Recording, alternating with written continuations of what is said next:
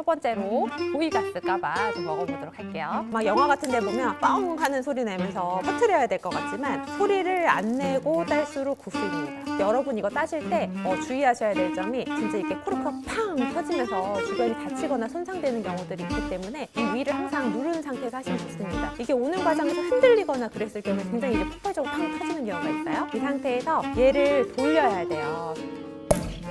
났네요.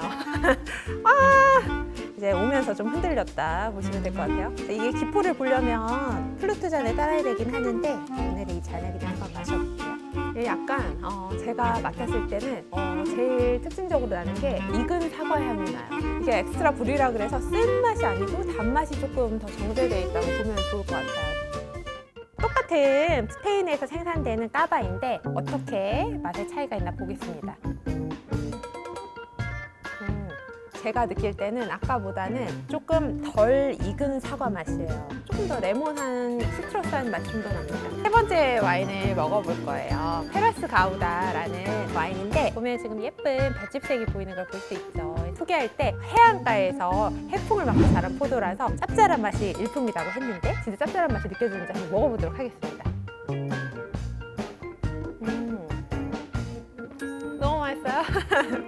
근데 이 향이라는 것도 진짜 되게 웃긴 게 나라 사람마다 와인의 향을 보고 느끼는 게 다르다 그래요. 왜냐면 이제 내가 먹어본 그 과일이 있고 내가 먹어본 향이 있으니까 똑같이 이제 베리 향을 표현할 때도 이게 블랙베리 향이다, 레드베리 향이다 이렇게 구분을 하는데 블랙베리나 뭐 보이센베리 뭐 여러 가지 베리들이 있는데 그걸 먹어본 사람들은 그 맛으로 표현하지만 먹어보지 않은 사람들은 이제 다른 맛으로 좀 표현할 수가 있는 거죠. 그래서 복숭아 향도 조금 나고 그리고 서양배 향도 조금 나고 약간 그 짭짤한 맛이 나요. 어떤 분들 같은 경우에 베리석을 하는 느낌이다. 어떤 분들은 약간 소금 맛이 난다 이렇게 얘기하기도 하고 합니다. 도그 포인트 이제 쇼비뇽 블랑 마셔볼 건데요. 호주 와인들도 그렇고 뉴질랜드 와인도 그렇고 코르크를 쓰지 않고 이렇게 스크류 타입으로 병 따듯이 따이는 경우도 많이 있어요. 굉장히 좀 편안하게 마실 수 있는데 오랜 기간 숙성해야 되는 와인이 아니고서는 이런 스크류 타입으로 써도 이제 크게 맛 차이가 없다 이런 식으로 쓰는 와이너리들도 많이 있어요. 그리고 사실 코르크를 만들고 넣고 하는 것도 이제 비용적인 문제도 좀 있겠죠. 이거 보면 되게 바로 이전 거랑 되게 좀 차이를 알 수 있을 것 같아요. 눈으로 봤을 때 어떤 차이가 있을까요? 훨씬 더 되게 라이트한 색깔이에요. 얘는 조금 시간이 좀 지나야 될 것 같은데요? 뭔가 이렇게 딱 땄을 때 조금 무슨 마곡간 냄새 같다? 약간 그렇게 표현하는 향이 조금 나요. 맛은 괜찮은지 한번 볼까요? 이게 유튜브에 좀 적절한 말인지는 모르겠는데 약간 지린 맛이 난다.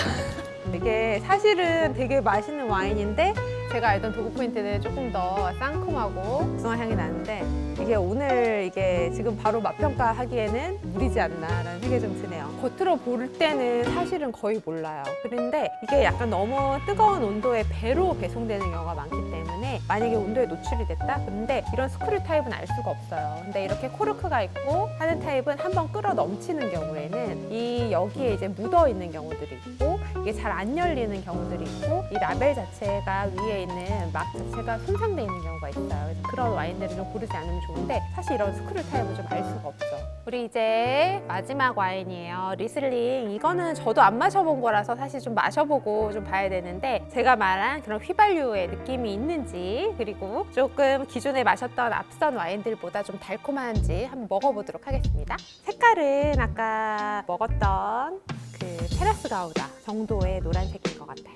그래서 이게 어떻게 보면 휘발유 향이지만 어떻게 느껴보면 되게 꽃향기 같은 휘발유와 꽃향기의 중간 정도의 느낌이랄까? 근데 이거는 리슬링 치고는 많이 달지 않은 편인 것 같아요. 보면 리슬링이지만 이제 드라이하다 이렇게 표시가 돼 있어요. 리슬링에서는 이게 당도에 따라서 굉장히 다르게 이제 표현을 하고 있는데 굉장히 달콤한 와인들이 있습니다. 리슬링 굉장히 고가의 와인에서도 높은 당도감을 느끼게 하는 와인들이 있는데 얘는 이제는 드라이한 리슬링이라고 그래요. 그래서 기본적으로 조금 트로피칼하고 단맛이 좀 느껴지긴 합니다. 피니쉬가 깔끔하다는 거는 조금 덜 다채롭다는 말일 수도 있지만 또 어떻게 보면 그냥 깔끔하게 시원하게 먹기 좀 좋은 와인이다 이렇게 볼 수 있을 것 같아요. 5가지 이제 와인들을 화이트 와인, 스파클링 와인 시음해봤는데요. 이 5가지 추천 와인들을 뭐 한 종류씩 사서 먹어보는 것도 재밌지만 좀 품종 간의 비교를 해보면서 먹는 것도 되게 의미 있는 공부가 되지 않을까 좀 생각이 좀 들어요. 그래서 여러분들도 이런 와인들 좀 시원하게 넣어놓고 가볍게 먹고 싶다. 그리고 레드 와인 떫어서 싫어요. 이제는 좀 써서 싫어요 하시는 분들 화이트 와인부터 드셔보시는 것도 되게 좋고, 화이트 와인이 이제 여름에도 좋지만 생선 종류의 음식이라든지 한식이라든지 가을 겨울 시즌에도 충분히 맛있게 먹을 수 있는 와인이기 때문에 여러분들 화이트 와인 해서 한번 도전해 보셨으면 좋겠습니다.